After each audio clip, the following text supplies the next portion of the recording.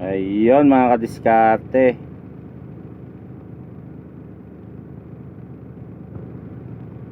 Ayan, oh. Binigay na yung ating pabigas for the month of October and November.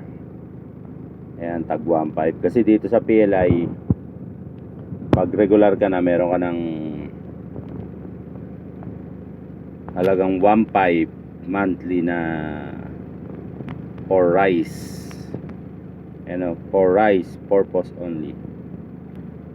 Ayun, shoutout po, salamat po PLI, Petro Fuel Logistic Inc.